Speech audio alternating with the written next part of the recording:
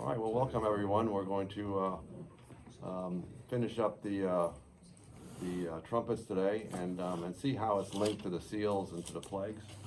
If you want to turn our Bible to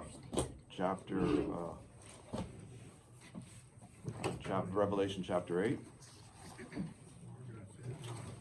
And we've already discussed the first four trumpets.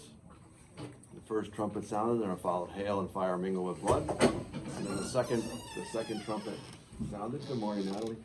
Good morning. Go ahead and just scoot on by. And the second trumpet sounded, and it says, and as it were, a great mountain burning with fire was cast into the sea.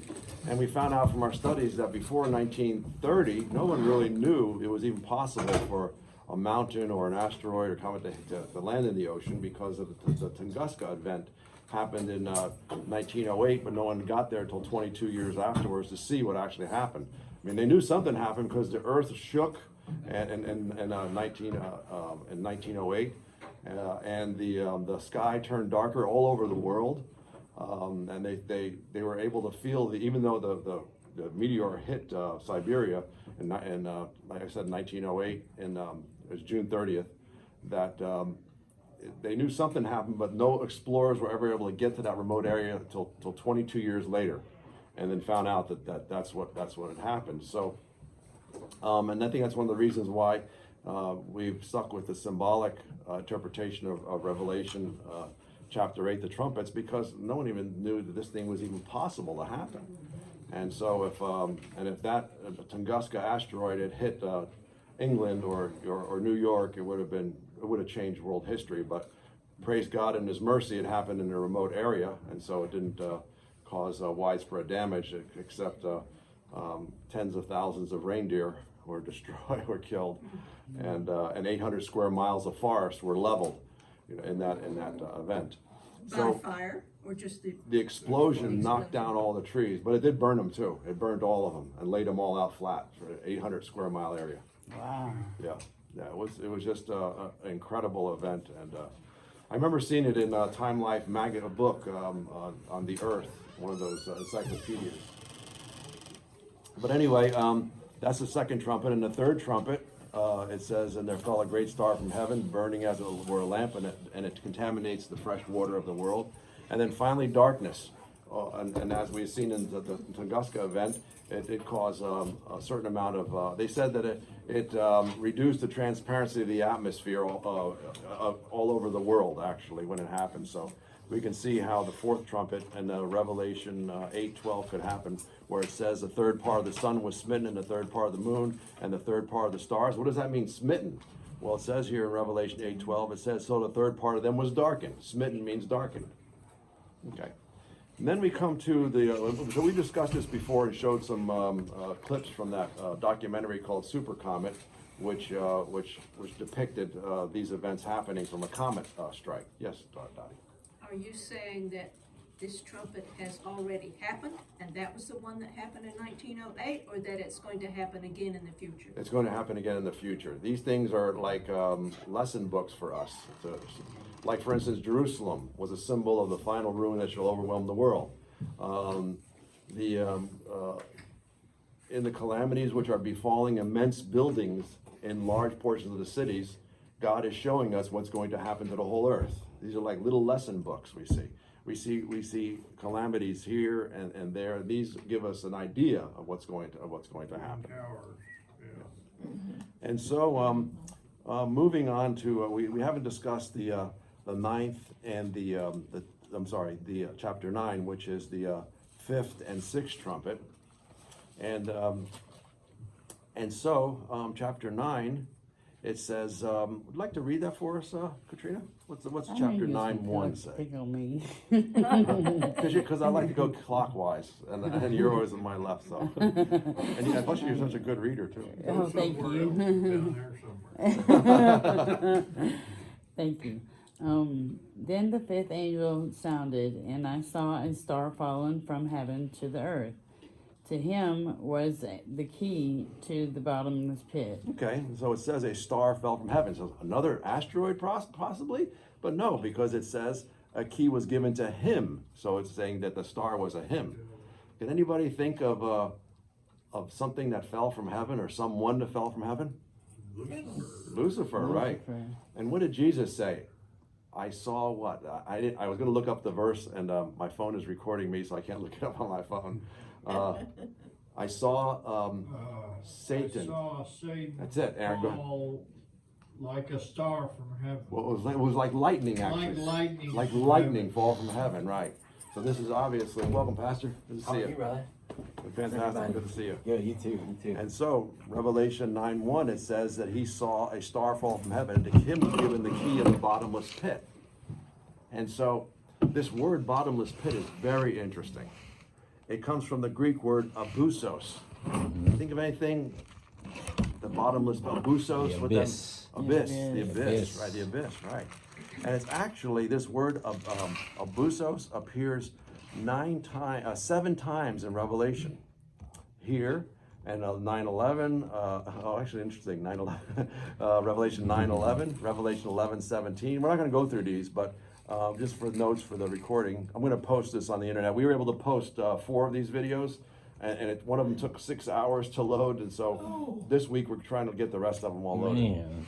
This is the 8th one right now. Okay, so then we have again Revelation 9:2, which where it says here also the bottomless pit, and 9:11, Revelation 11:17, 17:8, 21, and 23. Okay, so. Let us turn to Luke to get more understanding about this, what he means, the key to the bottomless pit, and it says, verse 2 it says, and he opened the bottomless pit, which is abusos also, and there arose a smoke out of the pit as the smoke of a great furnace, and the sun and the air were darkened by reason of the smoke of the pit. And so it's very interesting. We go to Luke 8:31. Pastor, could you have Luke 8:31 for us? Sure. Let me get there real quick. And the context of this is that, remember when the let's get to Luke 8:31. And You want me to read it? Yeah, go ahead. And they begged him that he would not command them to go out into the abyss. Okay, so this is a story of the of what? Demon-possessed man. Demon-possessed man, right? And it says in verse 31, it says, it came to a demon-possessed man, and he says, in verse 30, Jesus asked him, saying, what is their name? And he said, Legion, because many devils entered into him. And then he besought him that they would not command him to go into the abyss or the deep. And there was a herd of swine. And then he said, what does he say here? Let us go into the swine. And then the swine, he said, go. And then so the legion of devils went into the swine ran over the edge of the cliff, and they all died in the sea. I have a question. Yeah. Why did the swine dive over the cliff into the sea and drown themselves? I mean, if we are demon possessed, we wouldn't do that, would we? I The mean, demon told you to, you would. Yeah. Plus the Jews weren't even supposed to be raising swine. Oh, Unclean okay. food. That's a good point. Yeah. okay. And I think also that the devil wanted to create problems for the Lord because he got in trouble for it. That's true. He did. Because they destroyed all their property. Yeah. And he's the cause. And I told Jesus to get out of this country. That's an excellent point, Will. Yeah, very, very good. And so the point of all this is that the devils didn't want to go into the deep. They wanted to. So it seems that they're trapped in the quote unquote deep unless they're possessing somebody or someone. This is what it seems to. And now we have a point in history in Revelation 9:1 and 2 where Satan is given the key and allowed to open this abyss and let all those Satan's demons out. That's what it looks like. Appears. And then it goes on saying that there came out of the smoke, verse 9:3, came out of the smoke locusts upon the earth, and to them was given power, as scorpions of the earth have power. And it was commanded them that they not hurt the grass of the earth, neither any green thing, neither a tree, but only those men which have not the seal of God in their foreheads. And then where in Revelation were people sealed with the seal of God? That's right, 144,000 back two chapters ago in verse 7. Yes. Is this literal locusts and scorpions? Good question. Okay, good question. I hope not. Okay, I hope not. Okay, now Yeah. Robert, who was here before, Robert, Esco. what? Esco. Robert Esco, said that we can get the clear view of prophecy is when it actually happens. So when it happens, we'll be able to say that's it. But right now, and then let's say this was symbolic. There's an argument saying, well, if this is symbolic, Jim, that the first 4 trumpets must be symbolic. Either it's all symbolic or it's all not. And I want to say that that's not a principle that we actually use as Seventh-day Adventists. For example, the 5th seal says that the souls of them who were slain for Jesus were under the altar crying for revenge, and we understand that is definitely symbolic. The fifth seal. But the 6th seal says we see Jesus coming in the cloud. The scroll, the sky's rolled back by the scroll, and we take that as literal. So there's an example where the first 4 trumpets could be literal, and then we get this one here could be symbolic. But it's very interesting though in verse 5. Would you like to read? Let's see, who's next? Pastor William. No. Would you like to read verse You're 5? not- I just read. Oh, She did. Oh, she read it. Okay. And they were not given authority to kill them, but to torment them for the 5 months. And the torment was like the torment of scorpions when it was strikes a man. Yeah, like so the it scorpion. is symbolic. Yeah. The torment of a scorpion. Yeah. Okay, Like the torment of a So scorpion. how long is 5 months? good question. And this is what I'm going to, this is I lead was into this gonna ask question, the okay? same question. Okay, I'm going to get this here. It says, we have a quote from the Mount of Blessings. It says, the ruin of Jerusalem was a symbol of the final ruin that shall overwhelm the world. The prophecies have received a partial fulfillment in the overthrow of Jerusalem, have a more direct application to the last days. Now, how many months was the siege of Jerusalem? Anybody know? 5, I guess. It was 5 months. It was 5 months. Oh, that's right. It was 5 months. Okay, so, and then it says, it goes on saying that describes the locusts in verse 7 and 8 and 9, and then verse 10 it says again, and they had power to hurt men 5 months, and they had a king over them. It makes sense, they had a king over them, which is the angel, this is verse 11, 9:11, which is the angel of the bottomless pit, who we identified as Satan, whose in Hebrew's name is Abaddon, but in the Greek tongue his name is Apollyon.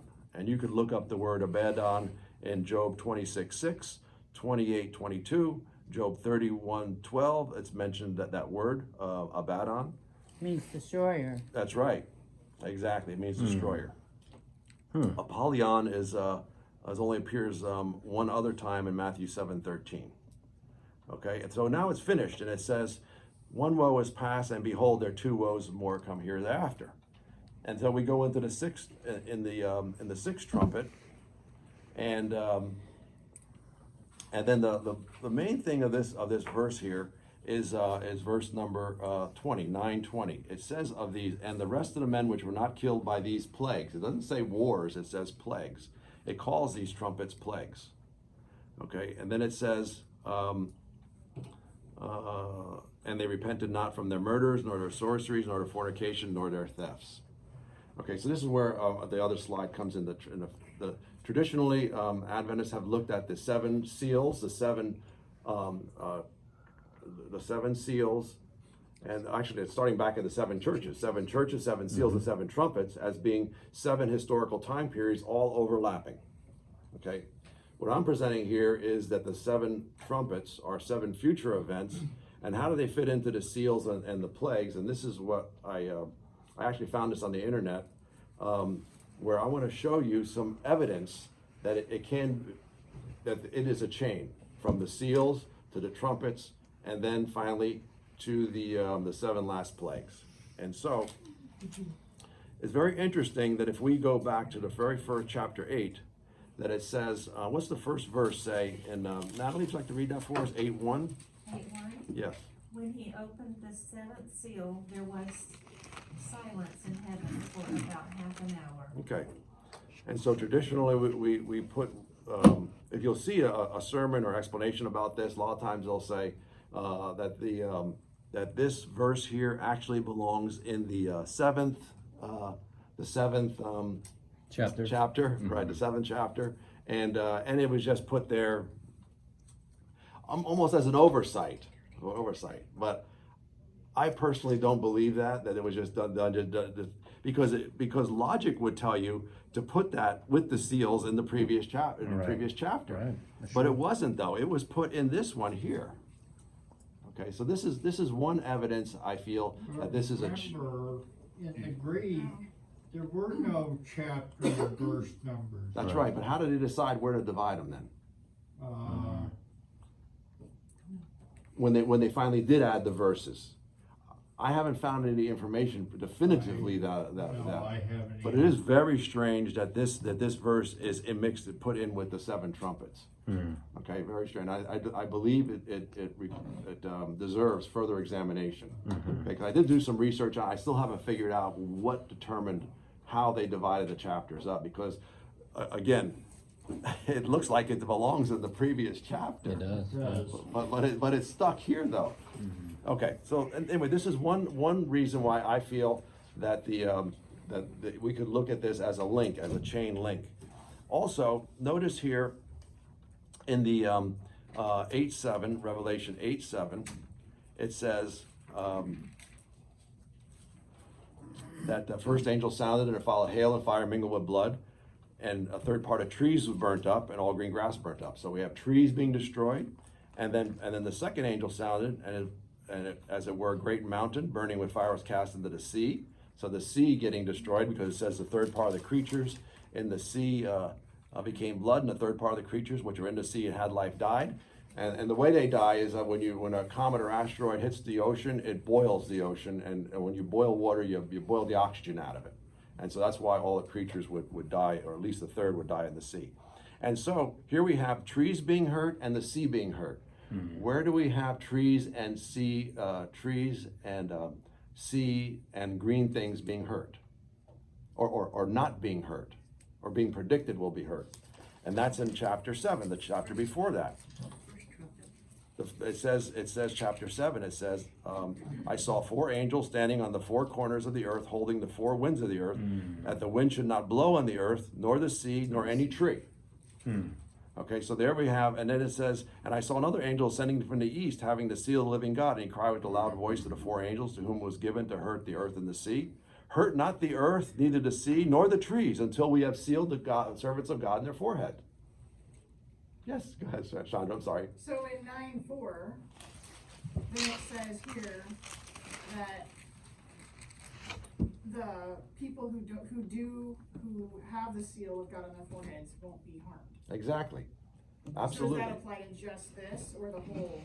Well, that's a very good point, because I am trying to say that the seals, which were in chapter 7, is where the sealing takes place, and now after the sealing takes place, then the trumpets start blowing, and then that's where they mention the seals, where do not hurt the people who will have the seal of God. Okay. Historically, I've heard, if you take the historical approach, the explanation you'll hear is, well, in the time of the 5th trumpet, there were people back in the Turkish time, in the Ottoman Empire, who were keeping the Sabbath, and that's what they were talking about. Okay. I feel this is a much clearer explanation, because it shows here that the people were sealed in chapter 7, in chapter 8 and 9, it's saying, do not hurt those who were sealed. So does this process happen to the people that are alive now Yes. during this time of what's going on. Exactly. You mean the sealing is happening right now? Sealing, Yeah. sealing, we're all getting ready now. Everything's getting ready now. That's really interesting. Okay, and then okay, then here's another. There's a problem with putting the seal. See that I have up above here the seals. There is a problem. One problem of that I found a lot of evidence that the seals were before the 7 trumpets, but there's one fly in the ointment, and I struggled with it for a long time, and we're going to address that in a moment here. Okay, and let's go back to the beginning of the seals, and then I'll show you what the issue is and how to resolve it. In other words, we have to be able to reconcile certain things. It's the same thing with the state of the dead. The state of the dead, well, we know that the dead know nothing, right? And then Lazarus, when he came out of the grave, didn't say anything about the wonders of heaven. But it says, but there's a story about the rich man and Lazarus. How do you reconcile that? Well, there's a way of reconciling it, right?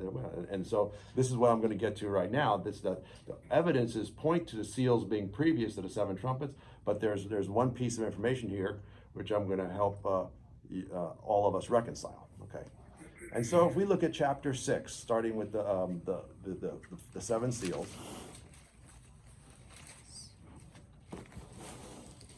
Sir, would you like to read that for us? Thank you. Chapter 6. 1 and 2. 1 and 2? Yes. And I saw when the Lamb broke one of the 7 seals, and I heard one of the 4 living creatures saying as with a voice of thunder, "Come." And I looked, and behold, a white horse, and he who was set on it had a bow, and a crown was given to him, and he went out conquering and to conquer. Absolutely. And traditionally, some of the Adventists had looked at this and said, this is the apostolic era when thousands were being added to the Christian faith, because we have a white horse going forth to conquer and to conquer, but there's no arrows in the bow. It's just a bow with no arrows. And so it's a movement of bringing people to the gospel going out. Mm-hmm. And so one of the greatest events that is going to happen in the future with just before the second coming of Christ is the outpouring of the latter rain. The outpouring of God's Spirit is going to be a huge revival. And I am proposing that this here represent, as the 7 seals are in the future, that this represents the going forth of the gospel. Now, something's going to have to trigger something like that, some major global disaster, because as we learned from the story of 9/11, when disaster strikes, people flock to church. Yeah. Churches were Tuesday and 9/11 happened. People were packed. The churches were packed on that Sunday. That's true. Okay, so they go back to church. It's a loud cry. What? I thought it was the loud cry that was going out before the latter rain. Yeah. Oh, yeah. I believe so. There will be a loud cry, but what's going to trigger that loud cry? We don't know. We don't know. And so, going through these seals, the first seal, the second seal, the third seal, something has to trigger this event, and it can't hurt the trees, nor the sea, nor any green thing, because we saw here in chapter 6 it's going to go through these 7 seals, and then chapter 7 it says to seal to God's people, but there has to be some crisis that occurs that's not going to destroy the infrastructure of the world. Okay, and there's only 2 things it could be. One of them could be a global pandemic. Okay, one of them could be that wouldn't destroy any infrastructure, right? But the other thing, which it could very well happen, and it has happened in the past, is a solar flare. You're like, solar flare, big deal. Well, if there's a solar flare strong enough, it'll knock out all the electricity in the world. And it'll melt all the transformers globally. EMP. Yeah, an EMP it's called. It happened. Pastor, you ever heard of the 1859 Carrington event? From you, I think. Okay. Yeah. 1859 Carrington event when Mr. Carrington saw the solar flare, and it had destroyed all the telegraphs worldwide, and they were actually, it generated electricity because the magnetic field generated electricity in all the lines of they were able to disconnect the batteries because their telegraphs were on fire, and the telegraphs were still operating because of the electricity generated from the sun. And if there is a solar flare the same magnitude, it would be even worse today, because something the scientists found out, and I don't have the slide on it, but the Earth's magnetic field, which covers the only protection we have, what causes problem is not magnetism around the earth. It's the movement of magnetism. If I take a wire like this, and I cut it off, and I run a magnet across it like this, and you put a voltmeter on it, you'll see electricity. It'll jump up. The meter will jump up. That's how electricity is generated. They take wires and a coil, and they spin it around with magnets around them, and it generates electricity. And so the earth has a big magnetic field around it, which protects us. It keeps everything stable. But the sun, if it sends a big magnetic field across, it disturbs all that. And the Earth's magnetic field protects us from those disturbances. Well, they found out that the Earth's magnetic field is now diminishing 10 times faster than they thought. Man. The Earth is wearing out, okay, wearing out. And the issue is that if the Earth is billions of years old, that magnetic field should have been long gone, right. long gone, okay? But they say that, oh, well, it's going to diminish, and then the North and South poles are going to flip, and it's going to go back to full strength again. No evidence for that, but that's the only thing they have, because the Earth still has a magnetic field, and it shouldn't if the Earth is billions of years old. So the point of all this is that if there is a solar flare, it would be catastrophic. Everything. We had a blackout this morning. That was a little bit late. We had to hook up the generator and everything. But what happens if the electricity went off and it never comes back on again until Christ comes? And let me tell you, we are very close. That could happen at any time. Yeah. Any time. It is very, very serious. You know, Jim, I always wonder when that happens, like when a catastrophic event happens, is that too late? That's what I always wonder. Too late for what? Too late, like as the gospel has already gone out, people have either chosen. Already closed. Yes, that's all. It's very interesting. You say that. From what what we have seen, evidence we have seen, like people flock to church when there's a disaster. Exactly. And there was a book called 1 Second After. It was a dramatized book. It was actually noted on the floor of the Congress as being a book that everyone should read. It was a book about what would it be like if there was an EMP, in other words, a nuclear blast which destroyed electricity in the United States. You could generate an EMP, electromagnetic pulse, if you detonate an atomic bomb 300 miles over the United States. Sounds to me like we're gonna have to be living like the cowboys and Indians.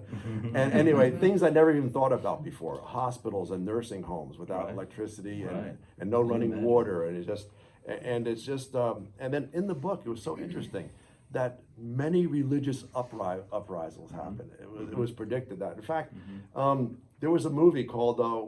Even in fiction, there was a movie called and a book to War of the Worlds, where the tripods came and they were from Mars and they were destroying civilization, all the cities, and the last scene with the Earth, the humanity was about to be just wiped out, and they were destroying city after city. And the last scene, where was everybody flocked? In church. In church, praying for the survival of the human race. Yeah. Okay. Yeah. And then finally, it was going to attack, and then the thing just collapsed. All of them started collapsing because they succumbed to the common cold or something like that. But anyway. So you're saying these trumpets could be God's way of just waking people up? Absolutely. Yeah. Absolutely. Yeah. In fact, there's a quote here that Ellen White says that these outbreaks, disasters, seem like just random events, but they are a way of arousing people, and also a way of arousing people to that the close of probation is coming. Yes. Just like the trumpets announced the close of the Yom Kippur, or the Day of Atonement, they are announcing the close of probation. They say, get ready, because the end is coming. Okay. Powerful, man. So, if we look at if there is a global disaster, something like a solar flare or similar, and then the gospel starts really being preached in the first trumpet. The second trumpet says, someone like to read that? Jenny? Hey, Nick. Hey. Like, you want to read that with Jenny, verse chapter 6, 3 and 4? This is the second seal. Yeah. When we had opened the second seal, I heard the second beast say, "Come and see." And there went another horse that was red, and power was given to him that sat thereon to take peace from the earth, and that they should kill one another. And there was given unto him a great sword. This represents violence in the land, which is a typical occurrence when there is a disaster. There's looting, there's wars, there's countries invading other countries when they know they're weak. And this is this series of events that happen here are very typical for a global disaster. The first one is the gospel going out. The second one is violence in the land. Violence, yeah. And then what's the third one say? Jenny, like to read the third one? Verse 5. 5 and 6. And when he had opened the third seal, I heard the third beast say, Come and see. And I beheld, and lo, a black horse, and he that sat on him had a pair of balances in his hand. And I heard a voice in the midst of the four beasts say, a measure of wheat for a penny, and 3 measures of barley for a penny, and see thou hurt not the oil of the wine. It's universally acknowledged in all Adventist commentaries and many other ones that this represents a shortage of food, a famine, because these prices that they're talking about are a day's wages for one little serving of bread. Inflation. Yeah, and so this, what happens is that when there is violence in the land, almost always there is famine afterwards. There's a shortage of food and famine. And then when there's a famine, what's the next step? What happens after famine? What happens to the people when they're starving to Violence. to death? Death. Yeah. They die. There's death, and that's what happens in this in the fourth seal. John, would you like to read the fourth seal for us? And when he had opened the fourth seal, he heard the voice of the fourth beast say, Come and see. And I looked, and behold, a pale horse, and his name that sat on him, Death, and hell followed with him. And power was given unto him over the fourth part of the earth, to kill with the sword, with hunger, and with death, and with the beasts of the earth. And so a progression, basically a decline, a progression of catastrophic events. Violence in the land, famine, death, and of course there will be persecution for Christians who stand up for the truth, and that's what happens in the fifth seal, and that's what we see. Janet, would you like to read that, or verse 9 and that's kind of long, but you can read 9 and 10, and then Chandra can read 11. And when he had opened the fifth seal, I saw under the altar the souls of them that were slain through the word of God, and through the testimony which they had. And they cried with a loud voice, saying, How long, O Lord, firmly in truth, dost thou not judge and avenge our blood on them that dwell in thee? Chandra, like to read 11, verse 11. Then a white robe was given to each of them, and it was said to them that they should rest a little while longer until both the number of their fellow servants and their brethren, who would be killed as they were, was completed. And so persecution of the saints. May God have mercy. It's okay. And then here's the issue I was telling you about before, is the sixth seal. If we read the sixth seal, we have traditionally always looked at the sixth seal as being Jesus coming back. But if Jesus is coming back, then how can it fit? How can it fit in before the 7 trumpets if Jesus comes back at the sixth seal? And Troy, would you like to read that for me? Read verse 12 through 17. Okay. And I beheld when he had opened the sixth seal, and lo, there was a great earthquake. And the sun became black as sackcloth of hair, and the moon became as blood. And the stars of heaven fell into earth, even as the fig tree casts her untimely figs when she is shaken of mighty wind. And the heaven departed as a scroll when it rolled together, and every mountain and island were moved out of their places. And the kings of the earth, and the great men, and the rich men, and the chief captains, and the mighty men, and every bondman and every free man hid themselves in the dens and in the rocks of the mountains. Wow. And said to the mountains and rocks, Fall on us, and hide us from the face of him that sitteth on the throne, and from the wrath of the Lamb. For the great day of his wrath is come, and who shall be able to stand? Okay. And so Strong. where we're at now is that we have 6 seals. Now, the 6th seal, we have traditionally said the 6th seal is the return of Christ. It is the return of Christ. But if using this chain that you see up above me, Christ doesn't come until after the end of the 7th plague. So now how do we reconcile the two? That's the problem. Because the seals end with the coming of Christ, but well, at least the sixth seal appears that he's coming. Mm-hmm. You're going to say, Troy? It's just very interesting because you hear about like certain stories about all the wealthy and the deep state, the elites and all that, building these great underground bunkers, like That's what I was like thinking about. massive, like underground facilities. Mhm. Wow. And it makes you kind of wonder, like, Do they know this? something's coming. Yeah. Oh, absolutely. Don't you remember who knew that Jesus was going to rise the third day? Yeah. The elite. The elite of the time. Yeah. I remember that man that was going to rise the third day. We better put a guard out there. That's right. That's right. I remember the Revelation said there's going to be some disasters coming. Maybe we should build a bunker. Mm-hmm. Yeah.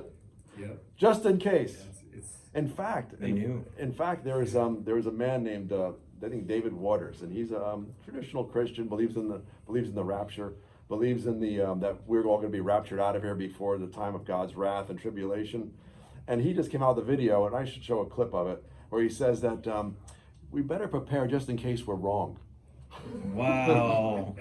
It doesn't hurt anything, he said. Doesn't hurt anything. Man. And he said that you remember how Joseph put away 20% That's right. of food for 7 years That's because it was right. taxed 1/5. I'm doing the same, he said. Yeah. Just in case, he said. He knows. He The knows. Mormons, aren't they like the premier preppers? If you look at Yeah. their, Yeah. the way they live, it's just that they're always prepping. Yeah, absolutely. They're the ones who, Jacob Mittleider was probably the greatest agronomist the world has ever known, who's the Mittleider method, Jacob Yeah. Mittleider, who was in 27 countries, 10,000 gardens, changed millions of lives. Man. Most people have gone or gravitated toward organic gardening because they think his methods are not natural, but they do generate 5 times as much food on the same amount of property with far less effort. Wow. And it's very easy to store on a pallet about this size, about this high, 5 years of fertilizer for a family of 4. It's very easy. So who have adopted this, who actually took, because no one wanted to take over his books. He died in 2006. No one wanted to take over his books and his teachings, and so it was a Mormon who took over. And I went to their training class, and it was so wonderful because they actually said and they said, yeah, David Mittleider was a devout Mormon. I mean, a devout Adventist until the day of his death. And they have a big sign there about the Mittleider method: grow food as if your life depends upon it, because it will. Because it will, yeah. Well, you know, John Pauline, he's been saying this for years, and this was 20 years ago.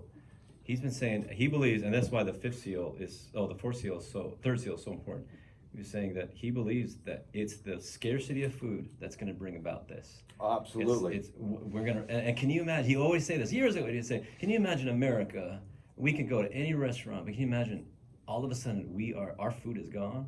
Like this would, it would be war. Yeah, it would be. It would absolutely be. Yeah. And so, in order to reconcile this again, the sixth seal as being something that's going to happen before Christ comes, these pieces of information that led me to this conclusion, and it's this here. I'm sorry, something's wrong with my mouse today. Let's see. Oh, let me see if I can get this thing to work. Here we go. Let me try this. Remember this statement, that the ruin of Jerusalem was a symbol of the final ruin that shall overwhelm the world. The prophecies that received a partial fulfillment of the overthrow of Jerusalem have a more direct application in the last days.